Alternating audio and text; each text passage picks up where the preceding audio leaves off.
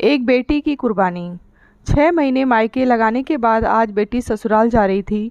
पिछले हफ्ते पिता ने कहा था, हम बूढ़े हो गए हैं, अब तुम्हारी लड़ाई नहीं लड़ सकते।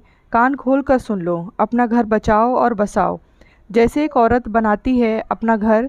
बेटी ने पिता की यह चेतावनी भी वैसे ही मान ली थी जैसे उसने हर चेतावनियाँ सीखते समझते हुए लड़कपन से जवानी तक मानी। क्या पहने, क्यों पहने, बाल कैसे बांधे, कैसे उठे बैठे हंसे, सब पिता के बोलने से पहले पिता की आंखों से ही पढ़ती रही और उसी अनुरूप ढलती रही।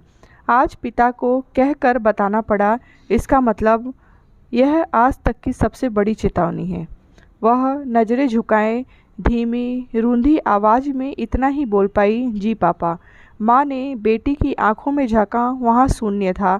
एक ही क्षण में बेटी इतनी सहजता से भाव बदल गई। माँ हैरान थी, लड़की की कितने स्तरों पर कैसी कैसी ट्रेनिंग करता है यह समाज।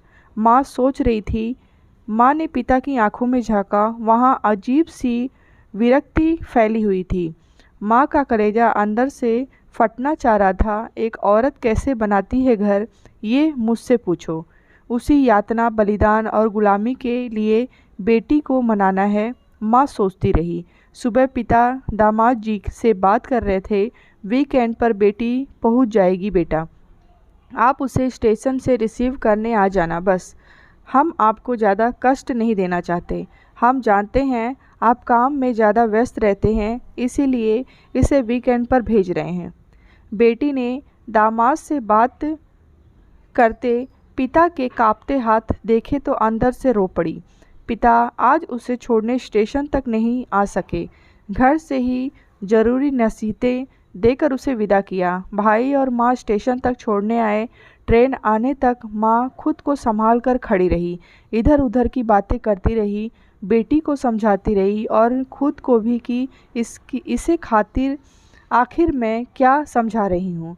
खुद को भूल जा, यही ना, लेकिन खुद को भूले बिना बसती भी तो नहीं लड़कियाँ। उसने मजबूरी का ठंडा लंबा सांस लिया। बेटी को ट्रेन में बैठाकर नीचे उतरी और वहीं स्टेशन पर एक बेंच पर बैठ गई। वह बेटे के सामने रोना नहीं चाहती थी, लेकिन बरबस फूट पड़ी, रुलाई कि वह रोक नहीं सकी। बेटी ने माँ को खिड़की से देखा। ट्रेन चल पड़ी थी। बेटी ट्रेन से उतर कर वापस आ जाना चाहती थी, लेकिन उसके सर पर अब नसीहतों की और भारी गठरी लदी थी। वह उस गठरी को छोड़कर उतर नहीं सकती थी। सारे रास्ते वह रोती रही और गठरी को संभालती रही। कहानी आपको अच्छी लगी हो तो लाइक करें, शेयर करें।